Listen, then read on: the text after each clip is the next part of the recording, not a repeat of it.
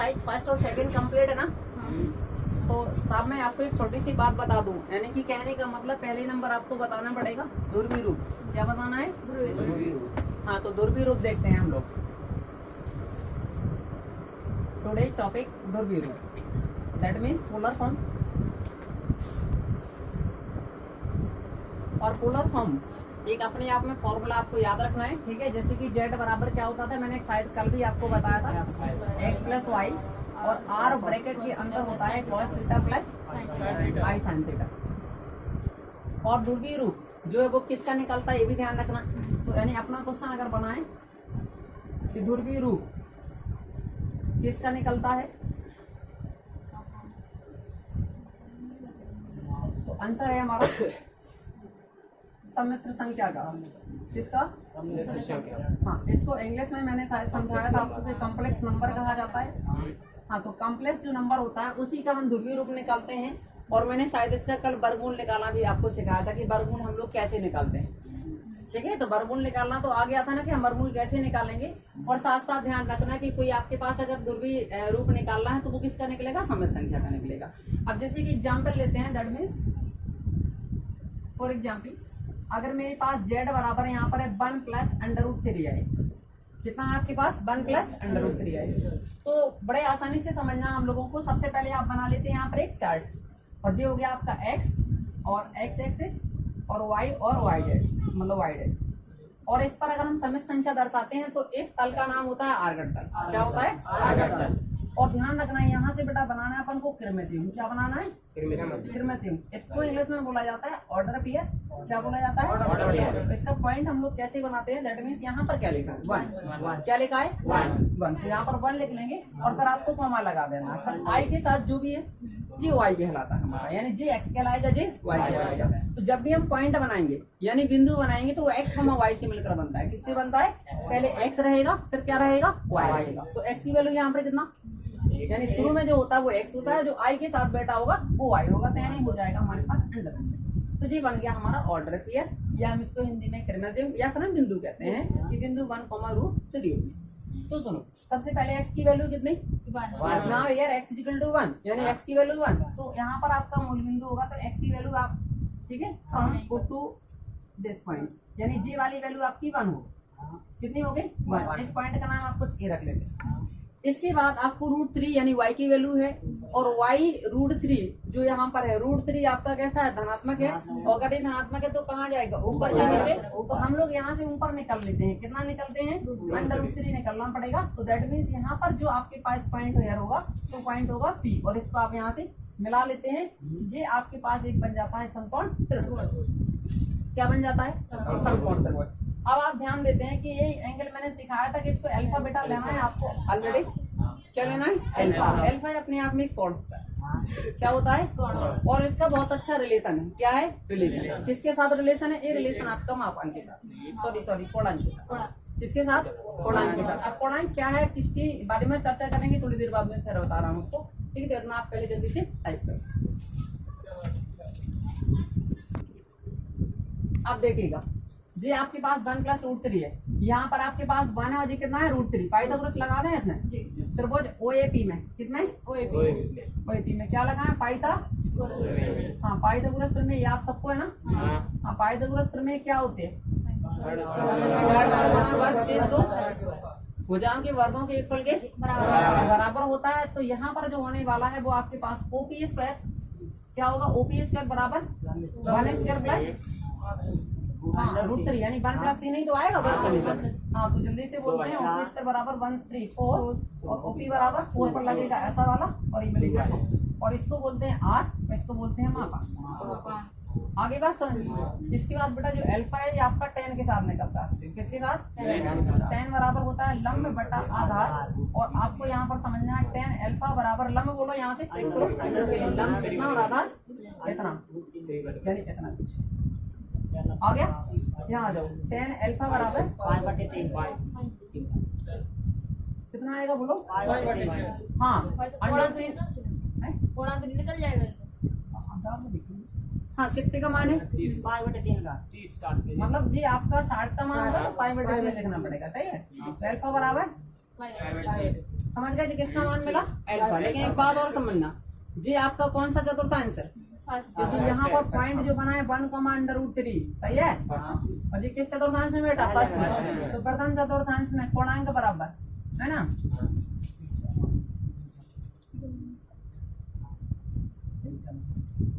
Theta बराबर का हो अल्फा। ये दोनों याद करना, फर्स्ट चतुर्थांश में ऐसा सूत्र होता है थीटा बराबर। थीटा को आर्गुमेंट यानी कोणांक बोला जाता है, जो कि एक अल्फा के बराबर होता है, राइट है। तो अल्फा अपने पास कितना? पाई बटा।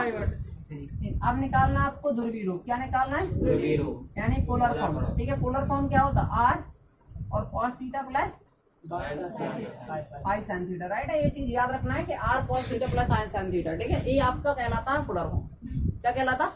पोलर फॉर्म मीन्स ध्रुवीय रूप होता है किसी भी समय संख्या के लिए। फॉर दिस आर की वैल्यू यहाँ कितने है? 2। तो आर की वैल्यू आप डालेंगे 2 और कॉस थीटा आपको यहाँ से मिलेगा पाई/3 और प्लस आई साइन पाई/3। जी कहलाता है ध्रुवीय रूप। क्या कहलाता है? और एक बात और समझना, इसको सॉल्व करने की कोशिश नहीं करना। अगर तुमने ये मान रखे तो बहुत जल्दी से जल्दी आपको ये दिख जाएगा, ठीक है। मैं चेक करा दूं शॉर्ट में। cos 60 लिखा ना, cos 60 मतलब 1/2 और ये sin 60 मतलब √3/2। तो 2 एलसीएम आएगा तो 1 + √3/2, 2 कैंसिल, दैट मींस 1 + √3i।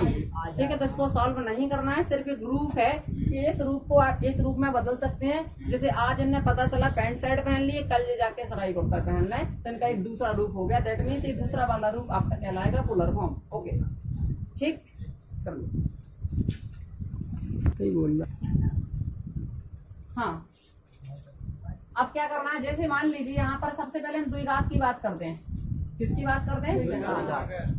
हाँ, द्विघात समीकरण यानी क्वाड्रेटिक इक्वेशंस।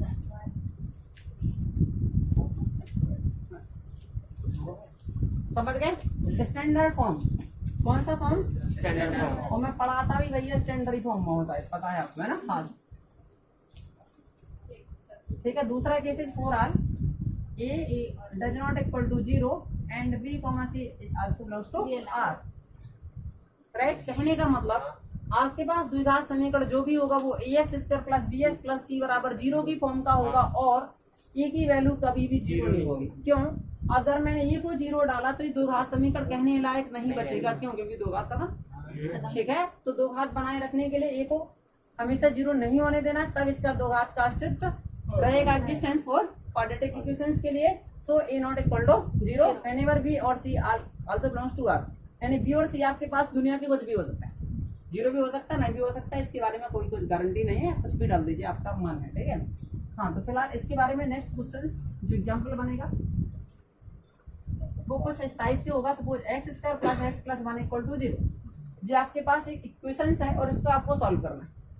और शायद आपको एक बात और बता दूं कि इसके हल करने की शायद आपने पिछले साल 3 विधियां सीखी थी। फर्स्ट इज गुणनखंड विधि, गुणवर्ग विधि और हाँ, जिसको हम फैक्टराइजेशन मेथड कहते थे,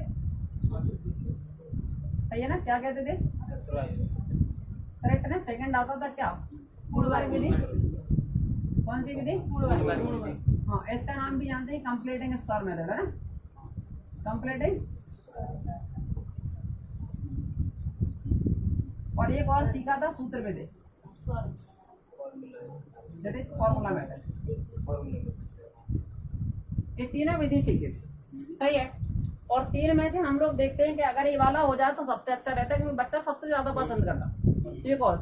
क्यों? क्योंकि ये रीजन ये है कि ये वाला पोर्शन जो है आपका 6, 7, 8 में था, और शायद पता है 6, 7, 8 में आपने गुणनखंड बहुत मजे से कर लिए थे, इसलिए थोड़ी सी आदत बनी थी हम लोगों की। गुणनखंड विधि हम लोगों के लिए बहुत अच्छी है, इसलिए हम इससे करते थे ज्यादातर, ठीक है। बाई दफे सवाल ने कह दिया तो हम लोगों को बात मानना थी कि पूर्ववर्ग और सूत्र विधि। हालांकि अपने आप में अगर कहते हैं तो ये बहुत बड़े एक दूसरे के हैंड टू क्लैप, दोनों एक दूसरे से हाथ मिला लेते हैं, ठीक है। क्यों? क्योंकि इन दोनों का मतलब ही कुछ एक ही है, इससे ए और इससे ए। क्योंकि इसको सॉल्व करने पर इसका आंसर ही होता है, इसको सॉल्व करने पर ये, मतलब एक दूसरे से रिलेटिव आपस में, ठीक है, म्यूचुअल टू ईच अदर। यानी दोनों एक दूसरे के रूप हैं, दूसरी विधि नहीं है, नाम अलग है, सिर्फ मेथड एक ही है। बट जो आपका गुणनखंड विधि वो सिर्फ अपने आप में ओनली एक यूनिक है। क्या है? अपने आप में यूनिक मीन्स अद्वितीय, केवल एक ही मेथड है, इसका किसी से लेना देना नहीं है। तो यहाँ पर आ जाए, नहीं भटक जाएगा। अब इसको हम करेंगे सॉल्व। तो इसको हम कैसे सॉल्व करेंगे? सबसे पहले आपको क्या करना पड़ेगा? स्टैंडर्ड इक्वेशन ऊपर देखा है ना,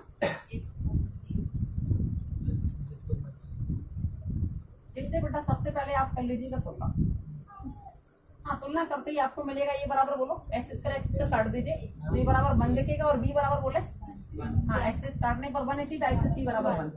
फिर आपको लगाना है फॉर्मूला याद करना है, द्विघातीय सूत्र।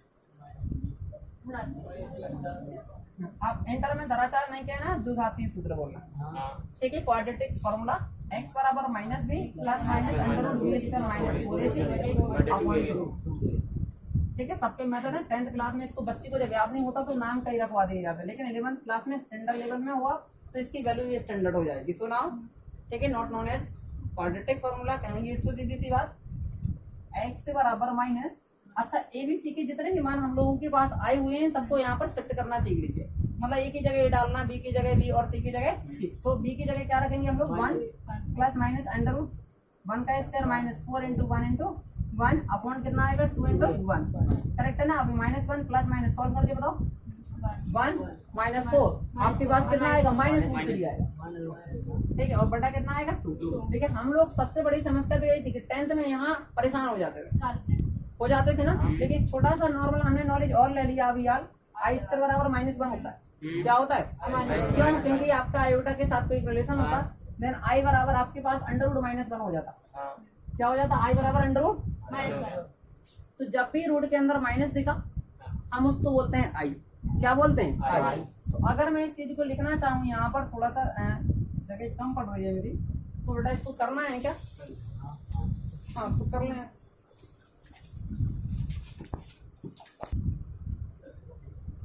काल्पनिक होगा, कैसा होगा आंसर काल्पनिक, ये ध्यान रखना चाहिए राइट है। लेकिन इस काल्पनिक को हम लोग आई में लिख लेते हैं इंटर क्लास में, कैसे लिखते हैं x बराबर -1 प्लस माइनस अंडर रूट के अंदर -3 था तो इसको हम ऐसे भी लिख सकते हैं, बताओ अपॉन 2, यानी इन दोनों का गुणा करेंगे तो -3 ही आ जाएगा। और इस अंडर रूट -1 को आप यहाँ से बोल दीजिए क्या बोलना चाहते हैं, तो -1 plus minus under root 3i upon 2 हो जाएगा कि नहीं, बोलो तो आंसर हमारा ही होगा। जैसे आप √3 और इंटू रूट माइनस रूट खत्म नहीं हो जाएगा, बिल्कुल नहीं बेटा, √3 इंटू रूट -1 है और इसका रूट का मतलब रूट और 3 गुणा -1 हो जाएगा, वही आएगा। हाँ अगर ये बात समझे कि अगर मैं ऐसे लिख दूं √2 गुणा √2 तो पक्का है √2 जोड़ा बनते हैं 2, अब हट जाएगा, लेकिन ऐसे केस में नहीं हटेगा। समझ में आ गई बात।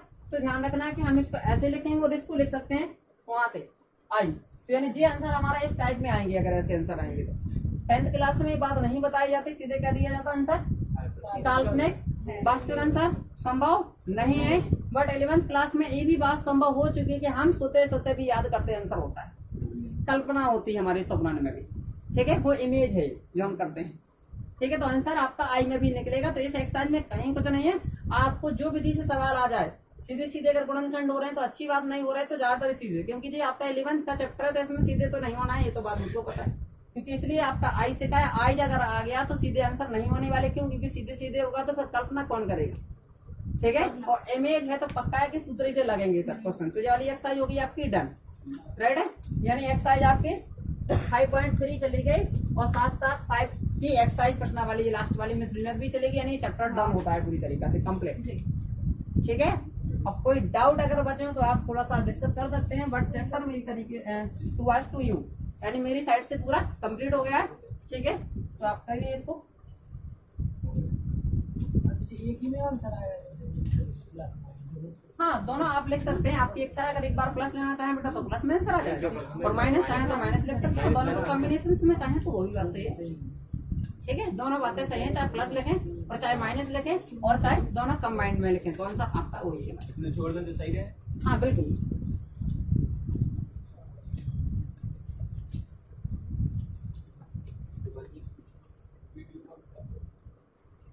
हाँ अगर क्वेश्चन पूछना चाहें तो बेटा थोड़ा सा एक बार आप एक बार देख लीजिए, कोई दिक्कत नहीं है। अभी और देख लीजिए इसमें क्वेश्चन जो 5.3 में अगर चाहो पूछना तो पूछ सकते हो, फिलहाल देख लीजिए। हाँ एक्सरसाइज, हाँ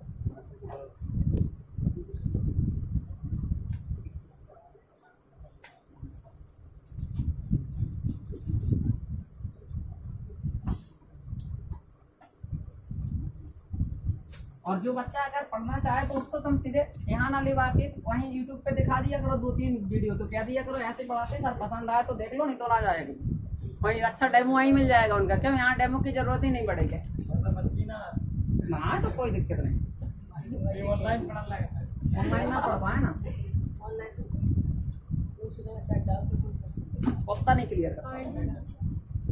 ठीक है, क्वेश्चन आपके साथ है। तो मैंने क्या सिखाया था, जिसके बटे कोई नहीं उसके बटे भगवान, ठीक है, मतलब ईश्वर बन, करेक्ट आया। अब क्या बोलो, तो ये तो आता है ना, ये नहीं आता तो मैथ पढ़ना बेकार, बहुत बढ़िया, मेरे साथ हो तुम, फेवर में बात कर रहे हो, ठीक है।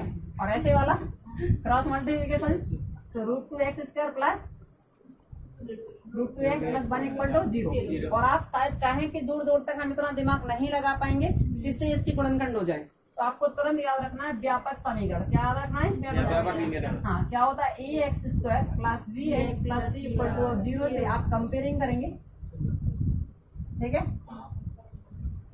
कंपेयरिंग करने पर लिख लेना या तुलना करने पर। तो यहाँ पर कितना है, x² cancel out, that means हाँ, नेक्स्ट b इक्वल टू, हाँ, we get c equal to 1, क्या आएगा 1। जी सेम सेम हटा दिए करो, तुलना माने क्या, दो बच्चे मैंने खड़े कर दिए यार, तुलना करना क्या, सेम सेम हटा दो, जो एक्स्ट्रा अलग अलग हो वो चेक कर लो, ये होती तुलना, समझ गए। तो दो इक्वेशंस है, दोनों के बीच चेक करो, सेम सेम हटा दो, तुलना क्या यार, इतना ही अंतर है कि एक ही जगह ही था, बका तो सेम मैच कर रहे थे, यही होती कंपेरिजन, और ठीक है 2 के साथ।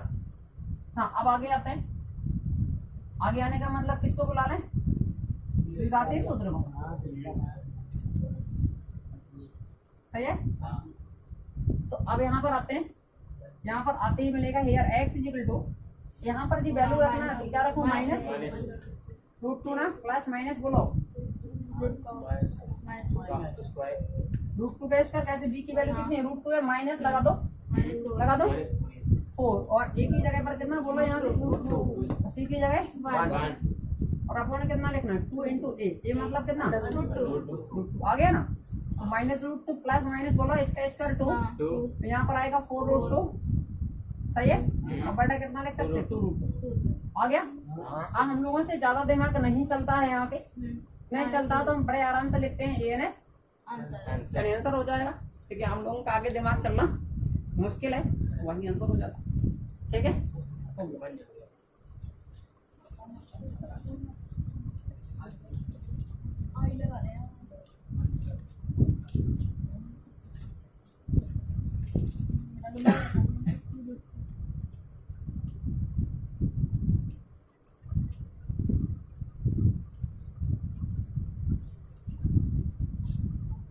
बढ़िया काम चल रहा है, हमारे 2 चैप्टर हो गए झकास, जल्दी जल्दी, क्या तीसरे में जाएंगे, है ना। कछु हटा भी दे हमने, लेकिन तुम्हें पूरे पढ़ना, नहीं तो बहुत जल्दी सिलेबस होने वाला, 2-3 महीने के अंदर किताब खत्म।